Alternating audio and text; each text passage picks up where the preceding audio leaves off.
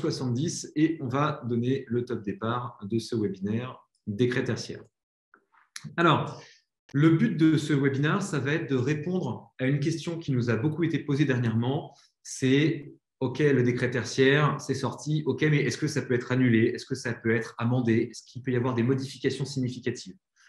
Donc, l'objectif de ce point, ça va être de vous montrer exactement où est-ce qu'on en est, non seulement sur les textes réglementaires, mais aussi est-ce qu'on peut lire entre les lignes à travers les différents outils qui sont mis à notre disposition sur la plateforme Opérate, à travers les questions-réponses qui sont posées et nos échanges qu'on peut avoir avec la DHUP, avec Marc Leroux, avec toutes les personnes qui sont parties prenantes dans cette nouvelle réglementation. Alors, très rapidement, je me présente. Je m'appelle Vienner Asquin, je suis le fondateur de Citron, une société spécialisée en efficacité énergétique. Et l'objectif de ce décret tertiaire, pour répondre à l'objectif que je viens de vous présenter, on va très rapidement présenter le décret tertiaire parce que vous le connaissez maintenant tous assez bien. Et on va vous faire un point sur les évolutions réglementaires. Quels sont les derniers textes de loi qui sont sortis? Qu'est-ce qu'il faut en retenir? Quelles sont aussi les évolutions à venir? Et quelles sont les évolutions dans la mise en application qu'on a pu observer à travers des sources d'informations assez variées, comme le webinaire du 15 décembre qui a été donné par le ministère, par l'ADEME, par les différentes parties prenantes, mais aussi à travers la FAQ, à travers la nouvelle version d'Opéra qui est disponible depuis le mois de janvier. Et derrière, on vous donnera quelles sont les prochaines étapes que vous allez devoir mettre en place pour répondre concrètement à cette obligation réglementaire et quels sont les outils sur lesquels vous pouvez vous appuyer du coup, pour lancer cette démarche. Alors, très rapidement, pour la petite slide classique de chaque début de webinaire, il y aura sûrement on va essayer de garder un temps pour les questions à la fin. Donc, vous pouvez voir en bas un onglet qui s'appelle questions-réponses et un autre onglet qui s'appelle converser. Essayez de poser toutes vos questions sur l'onglet Q et R, sans quoi on ne pourra pas les voir. N'hésitez pas aussi à utiliser converser pour échanger entre vous, éventuellement vous poser des questions entre vous, mais de notre côté, on ne pourra répondre que aux questions qui auront été posées dans cet onglet-là. Alors, quelques mots d'abord sur Citron, puisque je me suis présenté moi, mais pas la société que j'ai fondée avec un copain d'école il y a maintenant une petite dizaine d'années, une belle dizaine d'années même.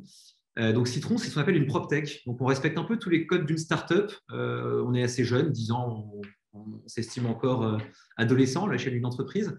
On s'appuie sur du digital pour changer profondément une façon de travailler. Et ce qu'on essaie de changer profondément pour nous, c'est l'énergie management des bâtiments. Pour ça, on développe des technologies pour accompagner nos clients, donc les gestionnaires de patrimoine immobilier, dans la définition d'une nouvelle politique énergétique.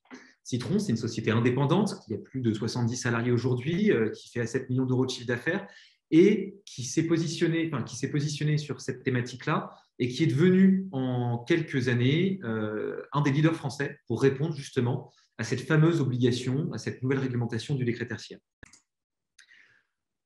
On est devenu ce qu'on est aujourd'hui parce qu'on propose à nos clients deux offres. D'abord, une offre historique qui est une offre d'énergie management. Donc, on vend à nos clients des prestations intellectuelles d'accompagnement dans la définition d'une politique et la mise en application d'une politique et d'une stratégie efficace en matière de performance énergétique. Depuis quelques années, depuis maintenant 5 ans, on a développé ce qu'on appelle une plateforme web Big Data, donc un logiciel accessible via un navigateur web qui va permettre de collecter toutes les données liées à l'énergie dans un patrimoine immobilier pour pouvoir disposer d'outils d'analyse, d'outils de suivi qui vont permettre derrière de mettre en place des actions concrètes en termes de performance énergétique. C'est cette alliance entre le digital d'un côté et l'accompagnement humain de l'autre qui vont permettre à nos clients, aux gestionnaires techniques de grands patrimoines immobiliers, de répondre à leurs problématiques. Je vois que certains d'entre vous lèvent la main. Je vous invite vraiment à poser. On ne pourra pas vous faire intervenir, on n'aura pas le temps au cours de ce webinaire. Posez vos questions dans l'onglet Q et R qui est en bas au milieu de votre écran. Alors, un très rapide retour sur le décret tertiaire. Globalement, ce qu'il faut en retenir de cette slide, c'est que le décret tertiaire, c'est une obligation de plus en plus concrète. Les textes sortent, le ministère et l'ADEME travaillent énormément sur le sujet, sortent à échéance régulière des avancées et on peut observer une dynamique de plus en plus rapide de mise en conformité des différents acteurs de ce marché, donc les collectivités territoriales, les entreprises du secteur tertiaire et les grandes foncières et les prestataires de ces grandes foncières. En quelques mots, le décret tertiaire, c'est une obligation de réduire et de suivre ces consommations énergétiques qu'ont toutes les surfaces tertiaires de plus de 1000 m². Donc, ça peut être une surface tertiaire dans un bâtiment dans lequel il y a plusieurs usages, par exemple des commerces en bas d'un bâtiment de logement ou une partie tertiaire dans un bâtiment industriel. Ça peut être un bâtiment exclusivement tertiaire, un bâtiment de bureau, et ça peut être aussi un ensemble de petits bâtiments tertiaires ou de petits bâtiments mixtes dans un ensemble d'une même unité foncière dans lequel il y a plus de 1000 mètres carrés de tertiaire. On pourrait imaginer par exemple un campus ou un lycée. Alors, il y a deux obligations en réalité derrière le décret tertiaire. Il y a cette obligation de suivi qui va devenir très très concrète maintenant, puisque vous allez devoir, avant le mois de septembre 2022, faire votre première déclaration, la fameuse déclaration Opéra, donc au même titre que vous déclarez aujourd'hui à titre personnel des revenus ou des éléments financiers pour votre entreprise, vous allez devoir déclarer des consommations d'énergie pour chacun de vos bâtiments.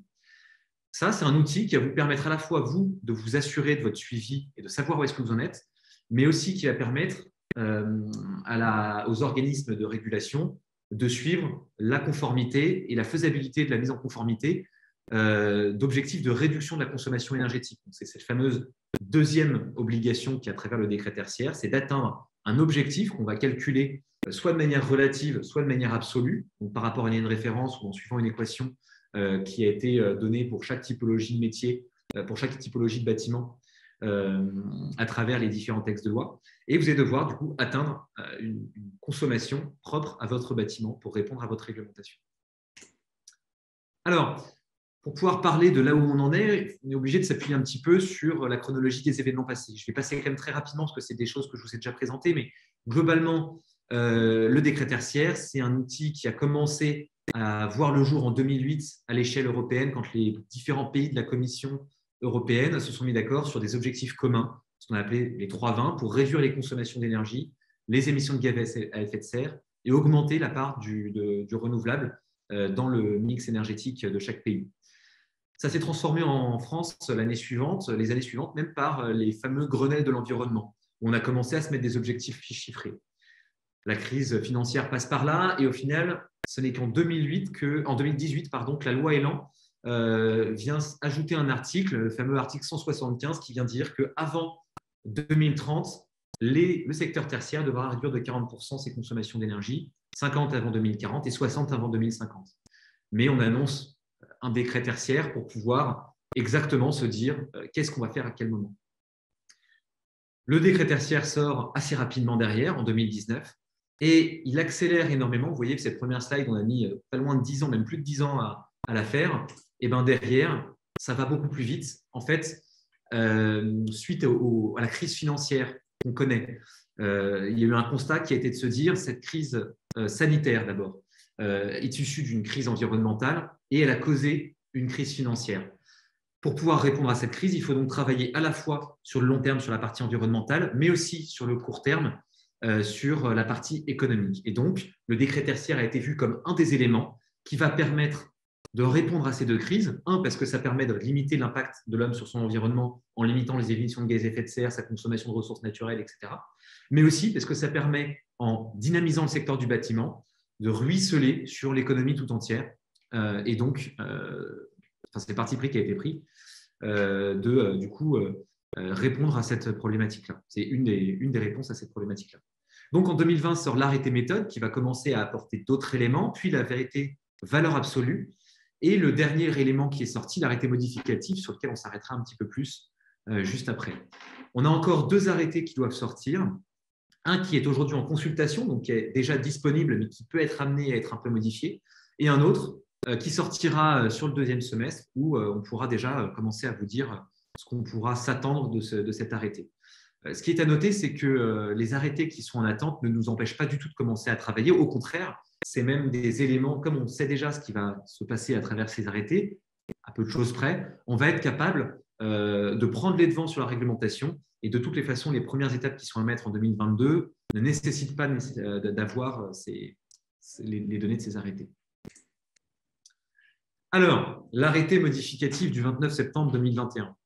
Alors, cet arrêté est arrivé juste à temps parce que sans cet arrêté-là, vous aviez plus que 24 heures pour pouvoir transmettre vos données sur la plateforme Opéra.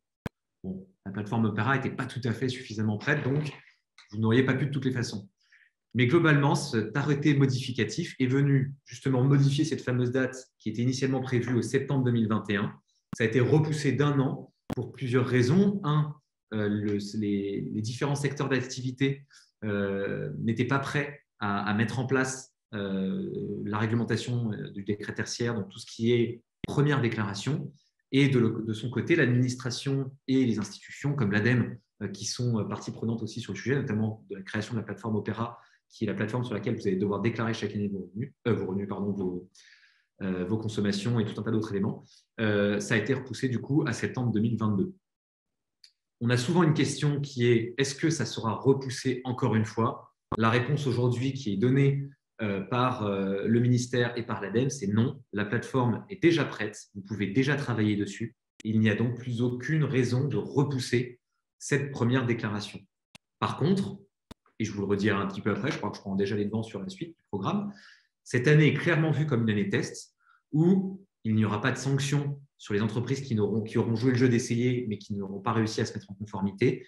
L'objectif, c'est vraiment que vous puissiez tester de manière sereine la plateforme, que vous puissiez commencer à déclarer vos structures, vos établissements, on reviendra sur toutes ces notions par la suite, mais que vous puissiez commencer à travailler et à vous mettre en conformité avec cette réglementation pour qu'en 2023, tout soit carré.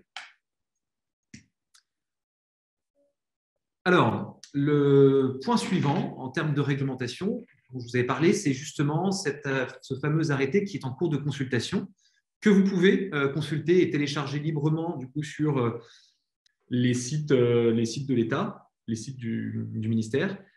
Cet arrêté, du coup, il est déjà rédigé.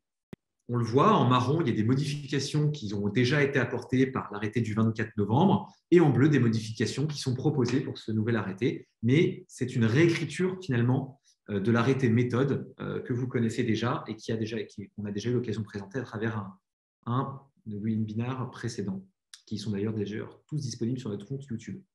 Alors, il y a énormément de modifications dans cet arrêté. Je vais juste m'arrêter sur les quelques plus importantes, puisqu'on n'a qu'une demi-heure aujourd'hui, si on veut garder un peu de temps pour les questions. Donc, je m'arrête vraiment que sur les plus importantes. La première chose qui est à avoir en tête, c'est cette fameuse entité fonctionnelle assujettie, ce qu'on peut aussi appeler l'EFA. L'entité fonctionnelle assujettie, c'est un élément qui est très important parce que jusqu'à maintenant, il y avait encore une barrière juridique, une sorte de flou juridique sur est-ce que cette déclaration doit être, est-ce que la fameuse déclaration des consommations, est-ce que les objectifs doivent être atteints par un bâtiment, par une entreprise, par un locataire, par un propriétaire, etc. Cette fameuse notion d'entité fonctionnelle assujettie vient totalement éclairer cette situation et dit qu'un numéro de siret, c'est une déclaration, puisque l'entité fonctionnelle, au sens de la définition de l'INSEE, on parle d'entité juridique. Et donc là, on parle bien de numéro de siret. Ce qui va du coup créer parfois des cas beaucoup plus complexes anticipés. Un centre commercial, par exemple, a un numéro de siret potentiellement pour chacun des magasins qui sont présents dedans. Pareil pour un aéroport d'ailleurs. Eh bien, ça va créer énormément de déclarations pour un seul site.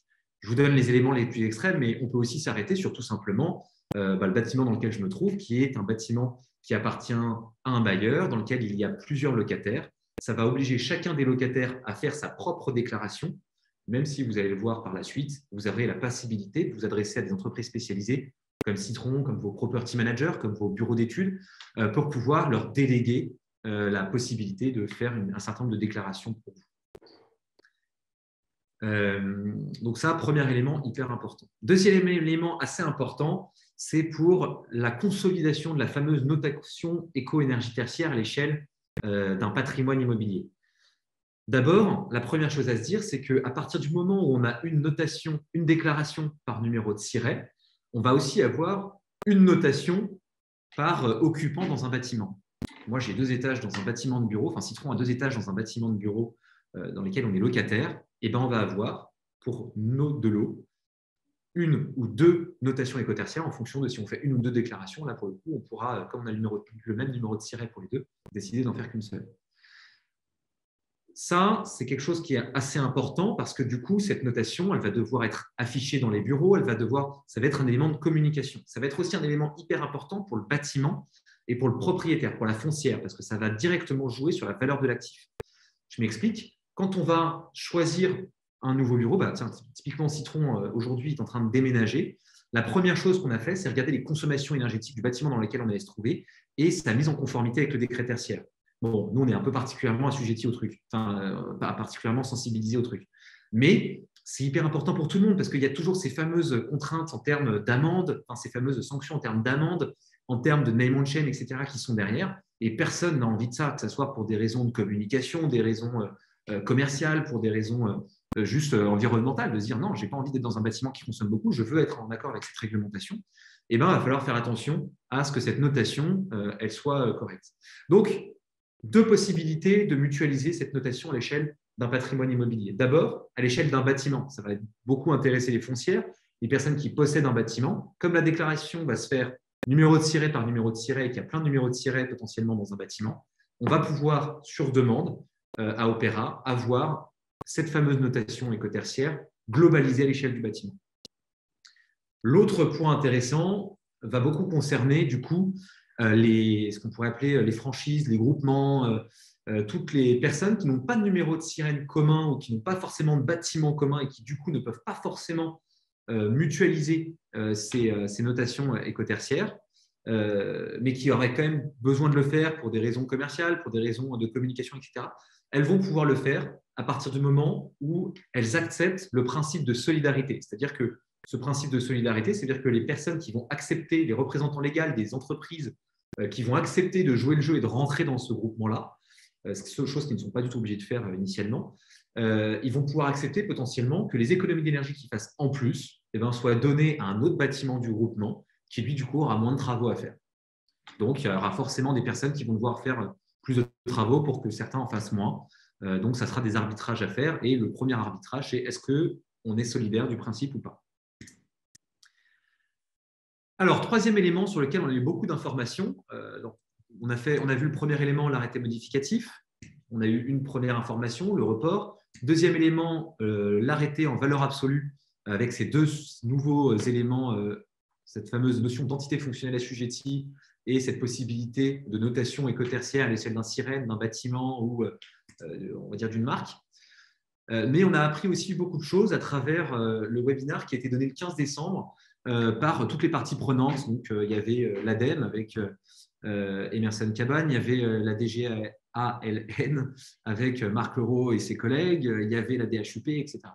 Alors, qu'est-ce qu'on a appris lors de ce webinaire? On a appris pas mal de choses qu'on va essayer de passer en revue, mais très rapidement, parce que, comme on disait tout à l'heure, on a beaucoup de choses à vous dire. Donc, on se concentre sur le plus global, sur le plus important, et vous allez voir qu'on vous donnera les outils pour aller chercher les questions beaucoup plus précises juste après.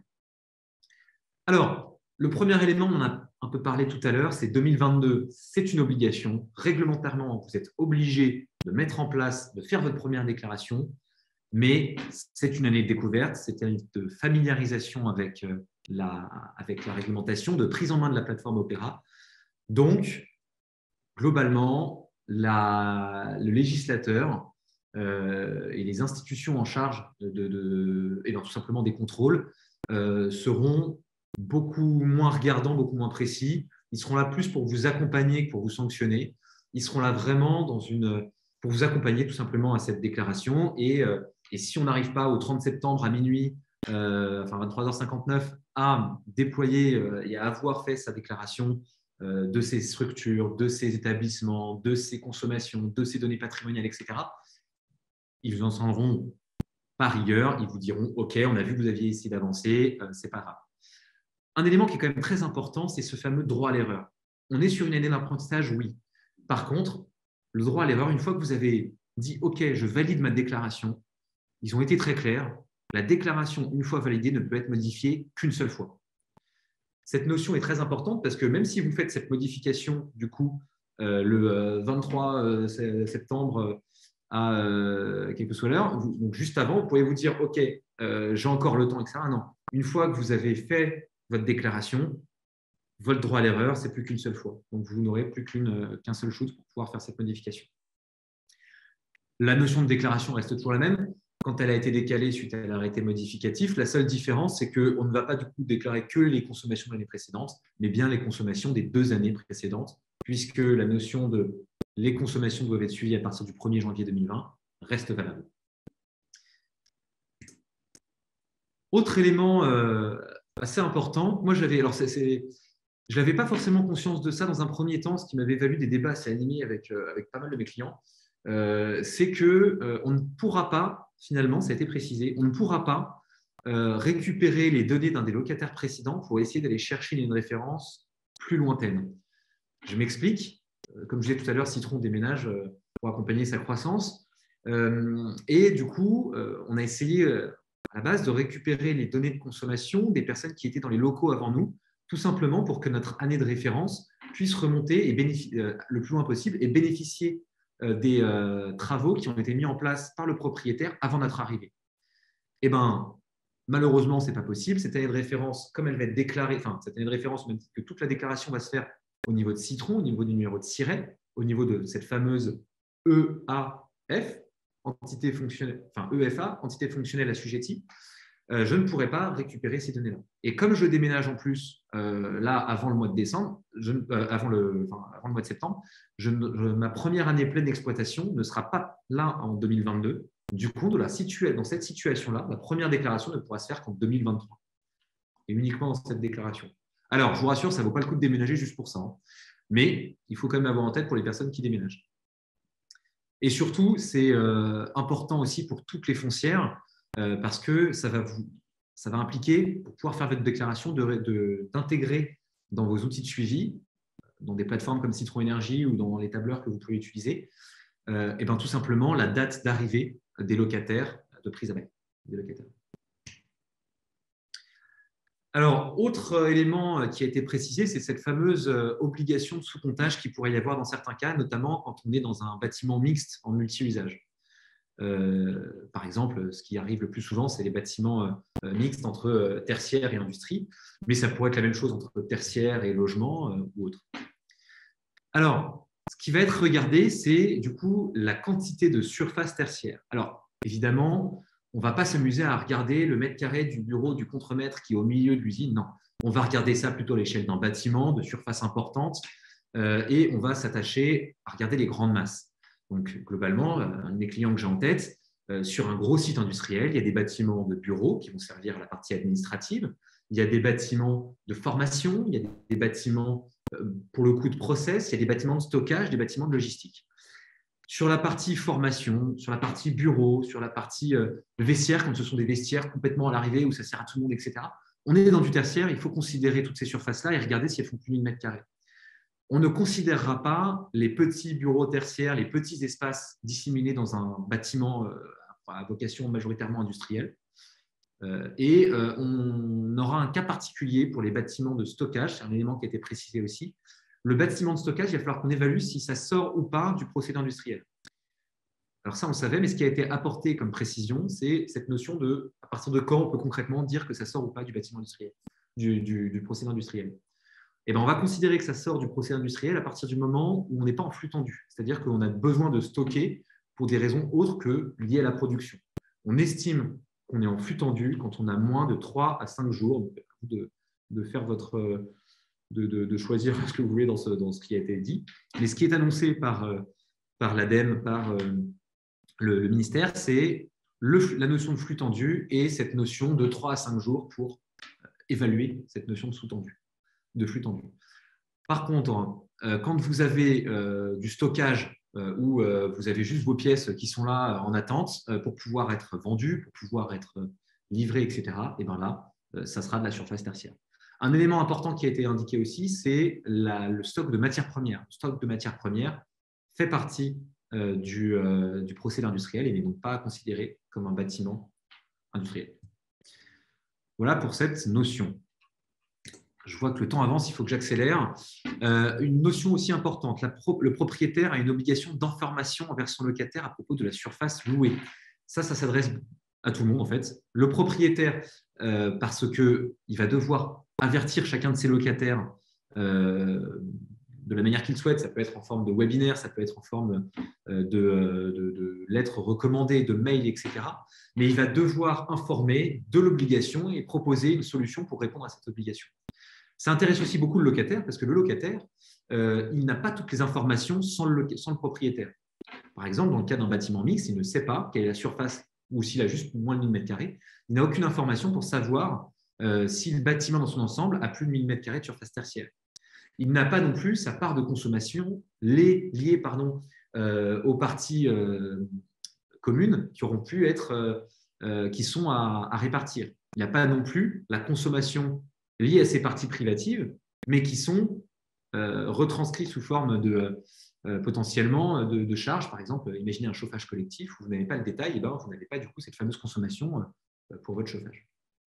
Donc voilà, c'est un élément on ne dirait pas comme ça, mais qui est hyper important, qui était une évidence pour beaucoup, mais pour d'autres, on avait énormément de questions de en fait, comment je fais avec mon propriétaire, comment je fais avec mon locataire, je n'ai pas les données, comment je fais et j'ai besoin de me couvrir juridiquement. Alors Citron a du coup recruté quelqu'un en interne pour pouvoir avoir cette capacité à répondre à ces questions juridiques. N'hésitez pas, si vous en avez d'autres, à nous contacter sur contact@citron.io. Alors, un élément encore que je vais passer rapidement parce qu'on en était conscient, mais ça a été dit plus officiellement que ce qu'on avait jusqu'à maintenant. Il y a une base de données qui est créée pour automatiser le contrôle. Cette base de données, en fait, elle va être faite à partir du cadastre, elle va être faite à partir de tout ce qui existe en open data pour savoir où se trouvent les assujettis. Donc, il y a une banque de données d'établissements, d'ailleurs de personnes privées, de personnes morales comme de personnes physiques qui vont être recensées pour savoir qui est assujetti. C'est ce qui est l'outil qui servira derrière à automatiser les contrôles qui seront faits, je pense, à partir de septembre 2023, ou en tout cas qui seront sanctionnants pour que les personnes qui auront vraiment joué le jeu d'essayer qu'à partir de septembre 2023. Alors, élément qui est intéressant, mais qui a double tranchant. Il va être possible de déclarer vos consommations via import des GRD. Cette notion elle est très importante parce que ça vous permettrait presque de vous dire, eh bien, pour la partie consommation, je vais pouvoir bénéficier d'un outil qui sera plus simple. Je vais juste signer un mandat via la plateforme Opera pour pouvoir déclarer mes consommations automatiquement. Alors, il y a deux bémols à cet outil qui est très intéressant, qui est fourni et proposé par la plateforme Opera. Le premier, c'est que c'est un outil qui est via IHM. Ce qu'on appelle IHM, c'est Interface on Machine. Ça veut dire qu'il faut qu'une personne aille directement sur la plateforme pour chacun de vos bâtiments et signe un mandat. Donc, ils doivent cliquer sur « je veux signer un mandat », remplir quelques données et signer électroniquement ce mandat. Et après, il va falloir déclarer des compteurs sur la plateforme. Donc, c'est une démarche qui se fait à la main. Bon, il peut y avoir quelques risques d'erreur, mais la plateforme Opera est assez bien faite pour limiter les erreurs. Je me suis amusé à le faire pour Citron hier, du coup. Et donc, voilà. Donc, ça, c'est pas mal. Mais par contre, le problème, il y a ce problème de déclaration IHM. Et il y a un deuxième problème, c'est que les données des GRD peuvent avoir des trous. C'est-à-dire qu'il y a un besoin, pour s'assurer que la donnée n'est pas incomplète, de faire ce qu'on appelle une vérification de complétude des données. C'est un métier chez Citron. Il y a des data analysts, des data managers qui vont observer vos consommations et vérifier d'abord la cohérence des données et la complétude des données pour vérifier que les données sont bien complètes. Le problème d'une donnée incomplète, ça peut être assez grave. Par exemple, vous déclarez en vous servant d'une donnée incomplète une année de référence, vous allez vous obliger, sans même le savoir, à mettre plus de travaux en place dans votre bâtiment parce que du coup, en ayant une année de référence plus basse, vous aurez aussi une obligation de consommation énergétique à atteindre qui sera plus basse. On me fait signe d'accélérer, je vais accélérer. Alors là, justement, ça va aller très vite. Un point sur lequel je vous invite vraiment à aller parce que vous nous posez beaucoup de questions tout au long de l'année et la quasi-totalité des réponses que vous avez se trouve aussi sur la plateforme, sur la foire aux questions, la FAQ éco-énergie tertiaire qui est disponible sur la plateforme Opera. Je vous invite vraiment à y aller. Il y a énormément de réponses et elle est mise à jour très régulièrement. Et chose un peu maligne, il y a justement les mises à jour qui sont affichées au fur et à mesure qu'elles le sont. Donc, il y a beaucoup de questions très spécifiques qui concernent des cas particuliers pour tel ou tel secteur d'activité ou telle situation dans laquelle vous pourrez trouver vos réponses. Cette foire aux questions, elle est aussi présente sur le site de Citron, citron.io, et on la complète des autres questions qu'on reçoit régulièrement. On a une autre base de données, une autre foire aux questions sur le site de Citron, qui est moins officielle, mais qui intègre aussi cette source de questions officielles, puisqu'on intègre au fur et à mesure que des questions sont apportées sur la FAQ Opera, les réponses dans la FAQ Citron. Alors, maintenant qu'on a parlé de tous les textes qui nous ont été apportés, les éléments de communication qui sont proposés par l'ADEME et par le ministère, ce que je vous propose, c'est de vous parler un peu de l'expérience que j'ai eue hier en essayant de déclarer les consommations énergétiques de Citron sur la plateforme Opera. Alors d'abord, qu'est-ce qui est déjà prévu? Qu'est-ce qui est déjà disponible et qu'est-ce qui n'est pas encore disponible sur la plateforme? Alors officiellement, ça, la source, c'est Opera. Vous pouvez aujourd'hui déclarer tous les types de consommation du patrimoine et les consommations. Pardon, excusez-moi. Déclarer tous les types de comptes. Donc, il y a plusieurs types de comptes. Est-ce que vous êtes un compte mandataire, un compte propriétaire, etc. Vous pouvez aussi déclarer votre patrimoine. Vous pouvez aussi déclarer vos consommations, soit par IHM, soit de manière automatique via import de fichiers Excel, enfin de fichiers CSV, mais qui est une forme de fichier Excel.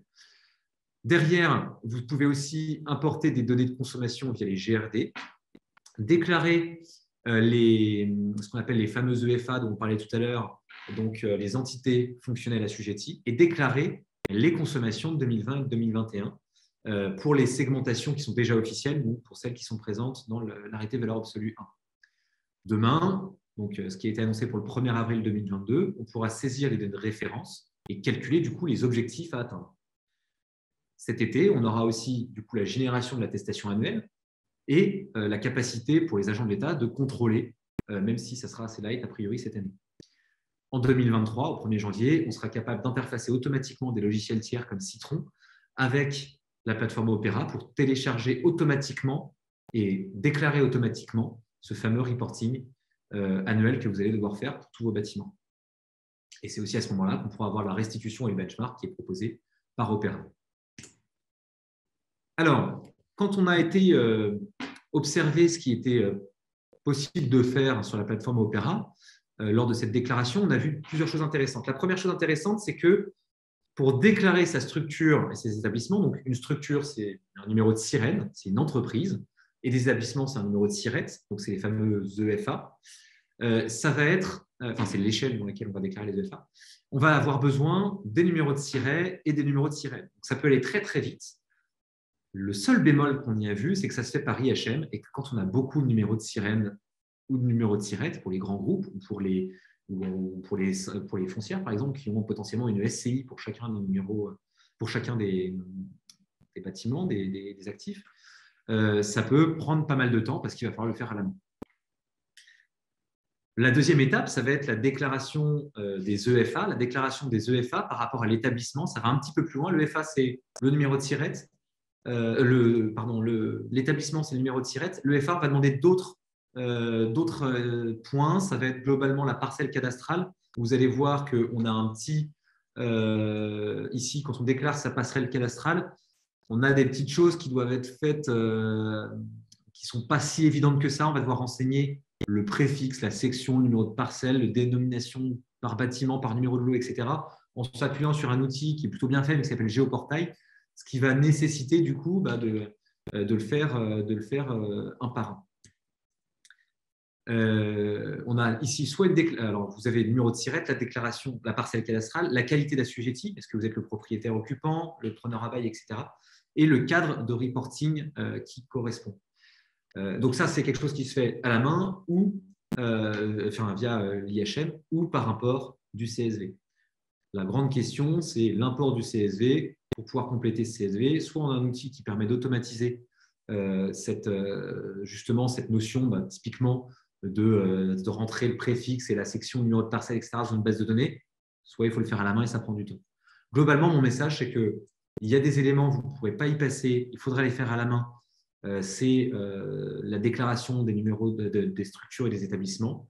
Un autre élément sur lequel vous allez pouvoir l'automatiser, et heureusement parce que ça peut prendre énormément de temps quand on voit qu'il faut typiquement aller chercher des numéros sur Géoportail, etc. Alors, une plateforme comme Citron sera capable d'aller chercher ça via API, mais quand on le fait à la main, ça peut prendre énormément de temps. Ici, une slide qui est intéressante, c'est dans la déclaration ici des structures, pour montrer un point pour dire attention, ça peut mettre un peu de temps. Vous mettrez un lien pour le formulaire pour les personnes qui récupéreront les slides directement sur le mail qu'on vous enverra. Vous allez avoir un mandat à aller chercher auprès de votre structure assujettie quand vous êtes une entreprise comme Citron, quand vous êtes un BE, quand vous êtes un property manager, un exploitant. Si on vous confie la déclaration Opera, c'est une possibilité, mais vous allez devoir obtenir un mandat de la part du mandant, du coup, qui vous donnera le mandat. C'est un peu compliqué, mais globalement, je pense que vous avez saisi, il faut que vous ayez un mandat. On parlait beaucoup jusqu'à maintenant des mandats pour les GRD. On parlait des mandats pour les fournisseurs qui permettaient d'aller collecter de la donnée. Et ben, il y a un autre mandat qui rentre dans la course, c'est le mandat qui va permettre de déclarer ces fameuses données. Ah, je clique n'importe où. Alors, je continue sur mon petit retour d'expérience dans le cadre de cette déclaration des consommations énergétiques de Citron sur la plateforme. Tout marche, hein, tout ce que je vous dis, ça en état de fonctionnement. Alors d'abord, pour déclarer ces consommations, évidemment, il va falloir l'EFA qui est concerné pour pouvoir lui affecter, mais il va falloir aussi des données patrimoniales, comme les catégories, les sous-catégories et superficies en surface de plancher, si possible, mais il y a des souplesses qui sont accordées, qui composent l'EFA. Donc, par exemple, dans les bureaux de Citron, on a estimé qu'on avait 400 mètres carrés en flex office, et je sais plus, 60 mètres carrés en bureau fermé. Donc ça, c'est des métriques qui sont à faire, qu'il faut prendre, qu'il faut estimer le plus précisément possible. Ensuite, vous allez avoir besoin des consommations globales à l'EFA, mais vous allez avoir besoin de 3 types de consommations. D'abord, les consommations que vous avez en direct, sur lesquelles vous avez un compteur ou des sous-compteurs, puis les consommations des parties privatives, sur lesquelles que doit vous fournir le propriétaire si vous n'êtes pas le propriétaire. Enfin, forcément pas. Si on parle de notion de partie privative, il y a forcément le propriétaire qui va vous donner les consommations liées à qui vont vous être réaffectées au prorata de la surface. Et après, il va y avoir les consommations qu'on va appeler communes. C'est les consommations qui viennent chauffer tout le bâtiment et on va au prorata aussi d'une clé de répartition vous donner cette consommation-là. Donc, il y a 3 consommations différentes à remplir pour chacune des énergies qui sont consommées par l'EFA, par le bâtiment. Ensuite, il va y avoir évidemment les différents types de surfaces chauffées et les surfaces refroidies, que ce soit pour du froid confort ou du froid process. Les indicateurs d'intensité d'usage, donc globalement un taux d'occupation et une amplitude horaire par sous-activité. Alors là, je vous ai pris quelques screenshots pour vous symboliser ça. Vous voyez ici les 3 types de consommation à déclarer. Vous voyez, vous devez rentrer alors soit à la main via l'interface qui est en face de vous, soit par déclaration automatisée via une plateforme comme Citron ou d'autres, pour pouvoir du coup intégrer automatiquement ces données. Il y a une liste qui évidemment qui ne rentre pas dans mon screenshot, mais de je sais plus, une vingtaine, une trentaine de types d'énergie différents. Si vous avez des énergies qui ne rentrent pas dans ces types-là, il faut que vous fassiez une demande officielle pour rajouter un nouveau type d'énergie. Voilà tout ce qu'on peut retenir. Alors maintenant, quelles sont les bonnes pratiques pour pouvoir répondre à ces prochaines étapes? On a vu que là, on a 5 mois pour répondre, non, un peu plus, on a 8 mois pour répondre au décret tertiaire, enfin à la première étape du décret tertiaire qui est cette fameuse déclaration, cette fameuse première déclaration. Et on vient de voir que pour pouvoir faire cette fameuse première déclaration, il y a énormément de choses à faire, des choses pas automatisables, des choses automatisables et des choses qui prennent plus ou moins de temps parce que et on va les voir. Alors, première étape, la première chose que vous allez devoir faire pour ceux qui sont encore au tout début du process, ça va être de lister les structures assujetties et les EFA que vous pourriez avoir pour établir le périmètre assujetti dans le cadre de votre projet de mise en conformité avec le décret tertiaire. Ça va vous permettre de vous donner un objectif global de réponse au décret tertiaire et une stratégie de déclaration. Parce que, en fonction de si vous êtes en multi-occupation ou en mono-occupation, de si vous êtes propriétaire ou locataire, de si vous avez des prestataires ou si vous n'en avez pas, ou s'il faut que vous en preniez, etc., vous n'allez pas choisir la même stratégie. Donc, la première chose, ça va être de se dire, OK, comment je dois fonctionner pour répondre à ces premiers points qu'on est en train d'évoquer ensemble, mais plus globalement au décret tertiaire, parce qu'on parle quand même d'un projet de 30 ans sur lequel vous allez devoir apporter des éléments sur des enjeux qui peuvent être très techniques, qui peuvent être juridiques, un peu complexes, enfin même très complexes de temps en temps, et avec des notions de data qui sont, j'allais dire non négligeables, qui sont très importantes aussi, c'est 3 fois très important, mais bon, globalement, c'est très important, et pas forcément facile. Donc, il faut bien, dès maintenant, se poser les bonnes questions et réfléchir à quelle est la stratégie à déployer pour ça. évidemment, vous pouvez vous faire accompagner sur toutes les étapes qu'on va vous présenter ici par les équipes de Citron qui ont la capacité à être multi-casquettes sur la partie juridique, sur la partie stratégique, sur la partie gestion de projet, sur la partie technique, évidemment, mise en conformité et déclaration des données. Ensuite, les étapes qui vont venir, ça va être du coup comment est-ce qu'on collecte les données. On l'a vu. Alors, si vous avez 1, 2, 3 bâtiments grand maximum, cette déclaration reste faisable à la main via l'IHN. Ça reste jouable sans avoir trop d'erreurs et sans prendre trop de risques. Dès que vous avez un peu plus de bâtiments ou que les bâtiments que vous avez sont un peu plus complexes, parce que si vous avez 3 bâtiments mais 300 locataires, globalement, ça va être très balèze aussi. Donc, dès que vous commencez à avoir des problématiques un peu complexes, globalement, vous avez, ce n'est pas une obligation, mais je pense que c'est plus raisonnable de faire ce travail de manière automatisée en vous appuyant sur les outils qui existent sur le marché, comme la plateforme Citron Énergie, pour pouvoir automatiser cette déclaration. C'est un peu comme vos revenus. Aujourd'hui, imaginez que vous deviez rentrer chaque détail. Bon, parfois, c'est très simple, mais même pas. Il y a quand même au moins 12 fiches de paye à observer et à rentrer sur vos et à compiler pour rentrer après sur l'espace impôt.gouv.fr, sans compter tout ce que vous pouvez aller chercher comme déduction, comme je sais pas, enfin, tout ce qu'il peut y avoir comme possibilité. Du coup, ça reste quelque chose de complexe. Pour le décret tertiaire, c'est encore plus complexe.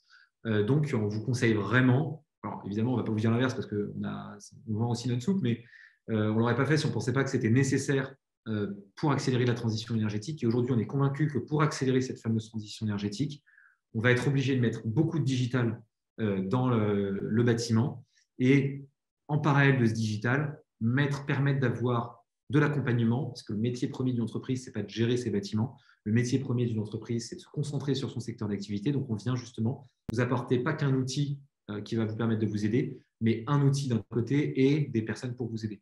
Après, on est très content de vous vendre que l'outil si vous avez déjà d'autres prestataires ou des compétences en interne pour pouvoir le faire. Mais notre conviction, c'est que vous avez besoin des deux. Ensuite, une fois que vous aurez donc un outil fait maison ou pris sur étagère sur le marché, vous allez pouvoir du coup calculer vos années de référence, les valeurs CABS, les valeurs CRELA aussi, et du coup avoir un état des lieux de ce que vous allez pouvoir déclarer dans la plateforme. Un élément qui va être hyper important et qui, en fonction de la stratégie que vous avez choisie et du nombre d'interlocuteurs, qui aujourd'hui peut prendre énormément de temps pour certains de nos clients. Certains de nos clients ont commencé cette déclaration il y a plus d'1 an et n'ont pas encore terminé parce qu'il y a énormément, par exemple, quand on travaille avec une foncière, avec des locataires ou quand on travaille avec des gros occupants, des Saint-Gobain, des personnes qui ont des milliers de bâtiments, il peut y avoir plein de propriétaires inversement où il faut échanger avec énormément de parties prenantes. On peut vous accompagner aussi là-dessus, mais quoi qu'il arrive, ça prendra du temps. Donc, il faut anticiper la démarche, le faire au premier trimestre absolument.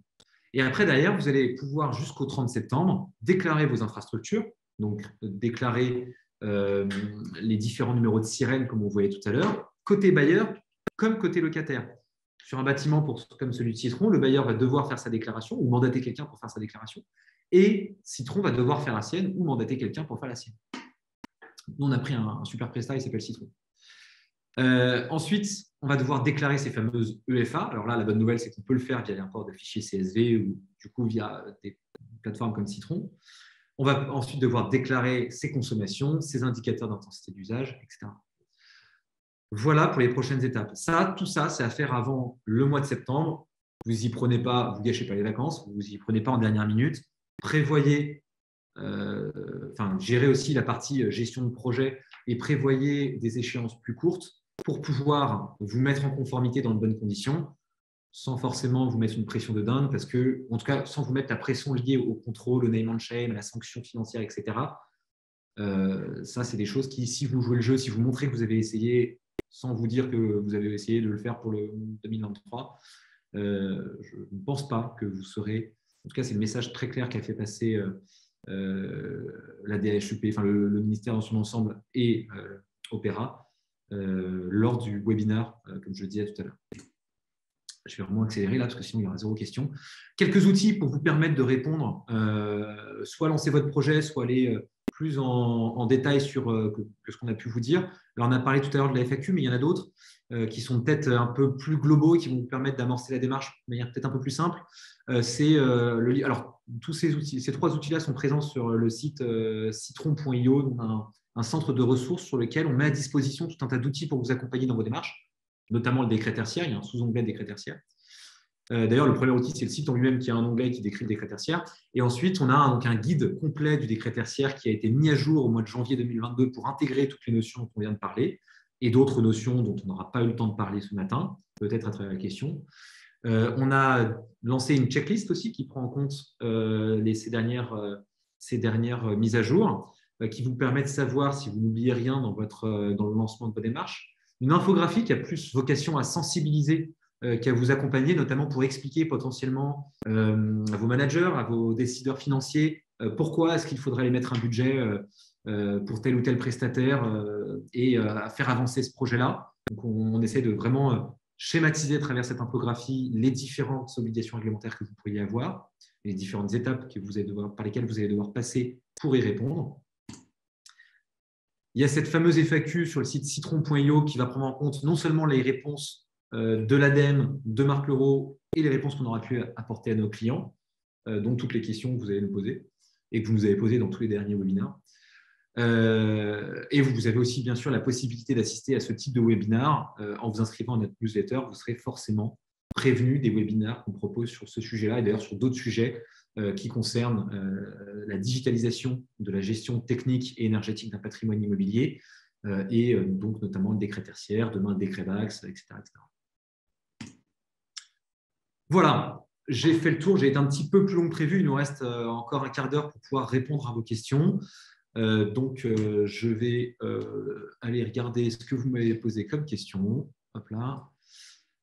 Je vois que vous êtes encore 249, donc plus nombreux que tout à l'heure quand je vous ai quitté. Je vous remercie de votre fidélité. Je vais chercher les questions. Hop. Qui m'ont été préparées par Aubéry. Hop. Alors, ça s'ouvre.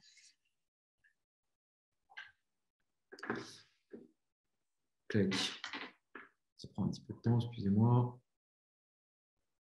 Ça y est. Alors, première question. Dans un bâtiment à usage mixte incluant du logement, le décret tertiaire s'applique-t-il alors au logement également? Non. Les logements ne sont pas concernés. La seule personne morale ou physique qui sera concernée, ou les seules personnes qui seront concernées, les EFA, donc, ça sera les bâtiments, ça sera la partie tertiaire. Donc, soit en général dans un bâtiment de logement, c'est rarement de l'industriel, c'est plutôt du commerce qu'on va avoir, ou alors ça peut être du bureau. Typiquement, dans les centres-villes, on a très régulièrement des professions libérales qui s'installent. C'est de l'activité tertiaire, c'est du bureau. Et donc là, on va avoir une obligation du propriétaire d'annoncer aux personnes qui sont dans les bâtiments, qui ont un bail du coup commercial pour du bureau, pour du commerce, pour de l'activité tertiaire, de répondre du coup à cette réglementation. Vous n'aurez pas à aller toquer à toutes les portes pour demander à chacun s'il habite ou s'il travaille dans son bâtiment. Ce sera au propriétaire de vous donner l'indication. Et si vous êtes propriétaire, copropriétaire dans le bâtiment, il faut que vous abordiez ce sujet-là en AG. Question suivante, comme l'explication du décret tertiaire a été décalée d'un an, les échéances sont-elles également décalées 2031, 2041, 2051? Non. Par contre, 2031, 2041 et 2051 sont déjà à l'origine les échéances de déclaration, mais en 2031, vous allez devoir déclarer les données de consommation de l'année 2030. Question suivante, est-il possible de mutualiser les résultats à l'échelle d'une entité juridique type holding ou plusieurs sirènes? Oui, tout à fait. Comme on le disait tout à l'heure, sur la partie mutualisation, c'est vrai qu'on en parlait surtout pour cette fameuse notation écotertiaire, mais en fait, c'est tout ce qui va avec. Donc, typiquement, vous allez pouvoir mutualiser. Donc, quand je parle de mutualisation, c'est l'affectation des économies d'énergie que vous feriez entre guillemets en trop à une autre FA. Et dans ça, vous allez pouvoir le faire à l'échelle d'une entité juridique pour plusieurs sirènes, du coup, sans aucun souci. Ensuite, je suis dans un bâtiment classé monument historique dont l'État est propriétaire avec très peu de marge de manœuvre, contrôlé par l'architecte des bâtiments de France, même pour un trou dans la perceuse. Ça va être sympa, la gestion. Et le tout sous contrôle budgétaire des ministres de l'armée, etc. Est-il possible d'avoir une dérogation? Alors, il y a des possibilités de modulation. Alors, je vais apporter deux types de réponses. D'abord, vous parlez du contrôle du budgétaire du ministre des Armées. D'abord, il y a une partie des bâtiments de l'armée qui sont, je n'ai plus la définition exacte en tête, mais ceux qui sont globalement sous secret défense et ceux qui rentrent dans une certaine catégorie qui sont pas concernés par le décret tertiaire au même titre que les lieux de culte, etc. Donc ça, peut-être une première vérification à faire de votre côté. Deuxième réponse, c'est vous n'avez pas de possibilité pour les bâtiments classés de dérogation, si ce n'est pour sortir du décret tertiaire. Par contre, vous avez une possibilité de modulation. Donc, vous pourrez avoir un avis établi par un architecte en chef des bâtiments historiques ou, en fonction de la dérogation que vous demandez, un niveau un grade, je ne sais pas, mais quelqu'un qui peut justifier, en tout cas, de ces compétences-là, qui va pouvoir vous dire oui, à tel niveau, cette action n'est pas mettable en place. Mais quand on rentre dans la notion de modulation, globalement, vous devez avoir un projet décret tertiaire dans son ensemble. Et la seule chose que vous pouvez vous dire, malheureusement, c'est qu'il sera plus compliqué qu'un autre. Mais je pense que vous y attendiez, comme un trou à la perceuse est plus compliqué, le décret tertiaire, sans trop de surprise, va être plus compliqué aussi. Question suivante, pour être sûr d'avoir compris, si une commune a un seul siret et 15 bâtiments, elle n'a qu'un seul objectif global de 40% pour la consommation de son ensemble de patrimoine. Qu'en sera-t-il de l'affichage de ces bâtiments? Il concernera l'objectif solidaire global. Alors, à vérifier s'il n'y a effectivement qu'un seul siret, mais j'ai déjà effectivement entendu ça. Quand on a 15 bâtiments avec qu'un seul siret, de manière générale, de toutes les façons, même si vous aviez 15 sirets, vous avez de toutes les façons qu'un seul objectif global, puisque vous avez la capacité d'affecter les économies d'énergie faites en trop sur un bâtiment, sur un autre bâtiment. C'est juste que c'est pondéré en fonction des bâtiments et que vous avez un objectif par bâtiment qui, en étant sommé, va vous donner un objectif global. Qu'en sera-t-il de l'affichage dans les bâtiments? Eh bien, vous allez avoir pour chaque EFA, donc là, pour chaque numéro de siret, donc à vérifier si si votre EFA est uniquement un seul numéro de siret. Je sais qu'il y a une autre possibilité de déclaration autre que le numéro de siret si on est vraiment sur des bâtiments différents, notamment qui est prévu pour les communes. Donc, quand vous allez cocher votre déclaration de structure et vos établissements, vous allez dire que vous n'avez qu'un seul numéro de siret et derrière, vous allez affecter des établissements qui seront différents si c'est vraiment des bâtiments différents en vous appuyant sur un autre code qui vous est propre. Donc, une notation par étage.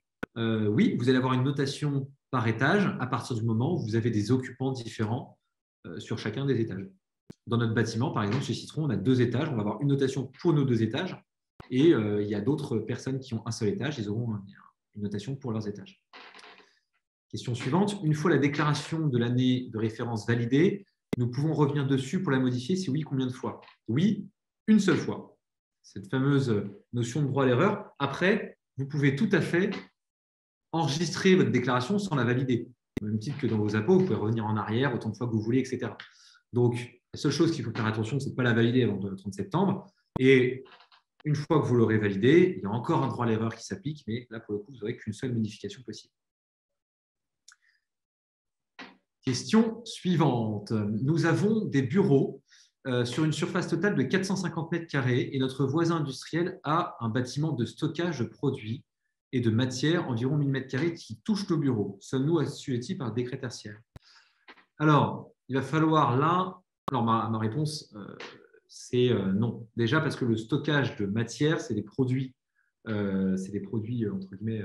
c'est la matière première. J'interprète ça comme étant de la matière première qui va servir à son activité industrielle. Après, il a son industrie. Globalement, son bâtiment, ce n'est pas de l'industrie. Donc, j'interprète votre site, tel que je le vois là avec votre question, comme étant une partie d'un site industriel, une partie tertiaire d'un site industriel dans lequel il y a 400 mètres carrés. Donc, si c'est bien ça, vous n'êtes pas assujetti.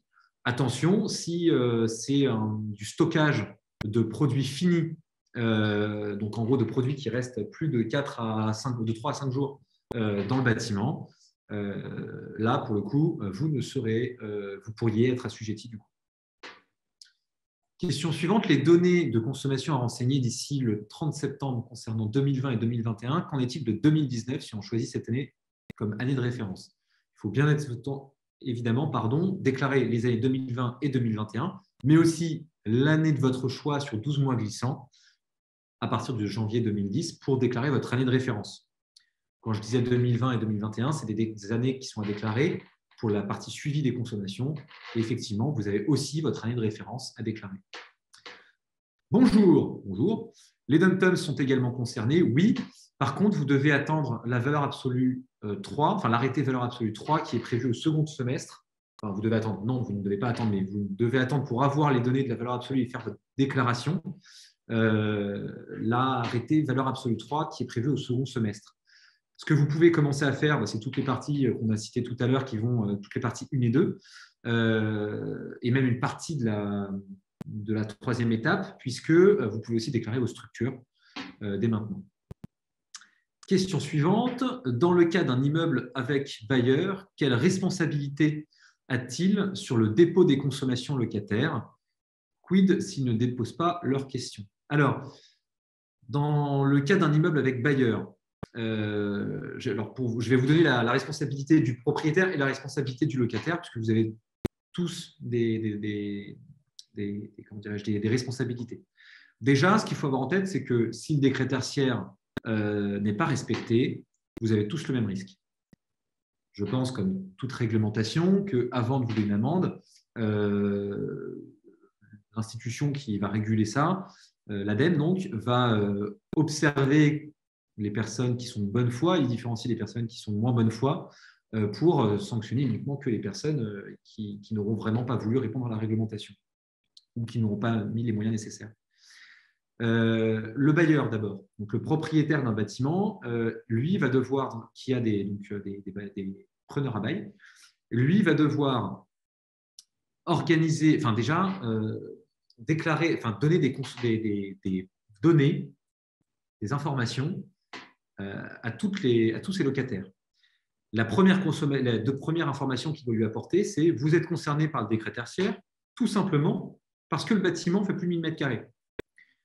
Si vous faites déjà plus de 1000 mètres carrés dans votre surface, vous n'avez pas forcément besoin d'attendre cette première information de sa part. La première obligation, l'obligation suivante du bailleur, ça va être de vous informer, mais aussi de vous donner un certain nombre d'informations que vous allez devoir déclarer, comme les consommations, les différents types. Il y a deux types de consommations qu'il va devoir vous donner. C'est les consommations dont vous n'avez pas vous-même la propriété, entre guillemets. Donc, c'est les données de consommation qui ne viennent pas de vos compteurs privés qui appartiennent à Enedis et avec lesquels vous avez un contrat via le fournisseur d'énergie, Enedis, GRDF ou autre GRD. Et donc, ça va être les données de consommation collective ou les données de consommation commune. Les données de consommation collective, ça va être celles des parties collectives, les escaliers, les parkings, etc. Et les données de consommation commune, ça va être les consommations qui sont consommées à l'échelle du bâtiment, comme les consommations de chauffage. Donc, ils vont devoir vous donner ces éléments-là. En tant qu'un autre élément qui est spécifique, du coup, qui n'est pas une obligation, mais qui est important à collecter pour le bailleur et qui est important à avoir en tête pour le preneur à bail, ça va être la notion de date d'entrée, de démarrage du bail commercial, finalement, qui va être aussi la date à laquelle vous allez pouvoir commencer votre première année pleine d'exploitation entre 2020 et maintenant, si jamais vous avez déménagé depuis 2020. Voilà, il est midi. Je regarde juste si j'ai d'autres questions qui m'ont été posées. Alors oui, il y a encore 2-3 questions auxquelles je vais essayer de répondre. Par contre, dites-vous bien, parce que je vois qu'on est passé de 250 à 210, donc les personnes commencent à avoir d'autres réunions derrière. Dites-vous bien que pour répondre aux questions, je n'aurai jamais le temps de répondre à toutes les questions qui ont été posées. Il y en a encore une soixantaine. Vous avez alors déjà tous les outils dont on a parlé tout à l'heure à votre disposition pour pouvoir répondre à ces questions liées au décret tertiaire, mais vous avez aussi et surtout même, puisqu'ils sont là aussi pour répondre un peu sous forme d'échange avec vous, c'est les experts de Citron. On a des responsables, des experts en efficacité énergétique qui peuvent répondre à des problématiques juridiques, techniques et même des problématiques, on va dire, d'organisation et de mise en place du projet pour vous accompagner dans ce décret tertiaire-là. Donc, en fait, alors, la seule chose auquel il faut vous attendre, c'est que quand vous leur aurez parlé de vos problèmes pour répondre au décret tertiaire, ça sera plus fort qu'eux. Ils vont aussi vous proposer des solutions pour y répondre. Mais évidemment, ça n'implique aucun engagement. Alors, quelques questions pour terminer. D'abord, des espaces de laboratoire R&D sont-ils intégrés dans le décret tertiaire? Alors non, dans un cas général, toutes les consommations doivent être prises en compte, y compris celles des process tertiaires. Mais en ce qui concerne les laboratoires R&D, si ces dernières sont citées sur un site industriel dans un établissement d'enseignement supérieur, ça relève de la recherche et potentiellement du développement industriel ou de la recherche expérimentale, ce qui nécessite donc l'utilisation d'équipements particulièrement énergivores. Et donc, vous allez devoir sous-compter ces éléments-là, puisque les laboratoires de R&D ne sont pas concernés par le dispositif du décret tertiaire. Je prends encore une question. Alors, SVP, si on a proposé toutes les solutions pour atteindre les objectifs de diminution de consommation énergétique et que malgré ça, on n'a pas atteint les objectifs, que faire? Vous appelez Citron. Globalement, on aura toujours d'autres. Tant que vous n'êtes pas en énergie positive, ce qui va beaucoup plus loin que les obligations que vous avez dans le cadre du décret tertiaire, on saura réduire vos consommations. Par contre, derrière, il y aura probablement des notions de coûts intégrés, il y aura des notions de modulation possibles. Et donc là, on pourra rédiger pour vous le dossier technique de modulation, parce que c'est ça réellement la réponse à votre question, je pense. Et ce dossier technique de modulation, il sera proposé sur la plateforme Opéra, soit avec un import CSV, soit avec un import, soit avec une déclaration IHM. Et IHM, vous savez tout ce que ça veut dire maintenant, interface homme-machine à la mano. Je prends une dernière question, mais là, pour le coup, ce sera vraiment la dernière. Dans le cas de logement de fonction dans un collège, est-ce que les surfaces des consommations sont prises en compte? Notion d'activité accessoire. Alors, non, il n'y a pas de sous-comptage obligatoire parce qu'on a une consommation qui va être considérée comme dérisoire par rapport à la consommation globale du collège. Sauf s'il y a vraiment de nombreux logements. Je ne sais pas si vous avez des logements étudiants, un internat par exemple, où là, vous avez un bâtiment dédié à du logement, là, vous allez le sortir. Si vous avez un logement, si c'est le gardien du bâtiment, on ne va pas le prendre en compte pour savoir si le bâtiment est assujetti. Par contre, on ne va pas non plus s'amuser à le sortir, donc la consommation sera assujettie. Voilà. Écoutez, toutes les bonnes choses ont une fin. Donc, c'est fini pour maintenant. Mais par contre, tous nos experts sont à votre disposition sur contact@citron.io. C'est une adresse mail qui arrive directement chez Citron et qui arrive directement auprès des personnes qui pourront répondre à votre question. Et en fonction de si votre problématique est beaucoup plus technique ou elle est beaucoup plus juridique ou environnementale, on la redirigera vers une personne qui sera la plus sachante pour répondre à votre question. Et promis, vous ne serez pas obligé de passer par Citron pour autant. Par contre, on vous proposera ce qu'on sait faire parce que quand on voit quelqu'un qui a un problème, c'est plus fort que nous, on essaye de l'aider. Voilà, et écoutez, je vous remercie à tous de votre présence. On a été plus de 250 personnes aujourd'hui. Ça fait chaud au cœur de voir que vous êtes toujours aussi fidèles à nos webinars. Donc, comme je vois encore plein de remerciements, on continuera à en faire tout au long de l'année. D'ailleurs, on a décidé de sortir aussi un nouveau format. On va tester pour voir si ça répond aussi à vos attentes. C'est le format podcast. Donc, j'espère que ça vous plaira. La première saison, puisqu'on parle aussi de saison maintenant, sera une saison de 3 épisodes qui sortira. Alors là, j'ai un regard noir sur ma droite. Je ne vous donne pas de date de sortie, mais qui sortira bientôt, je vous le promets. À bientôt. Bonne journée à tous.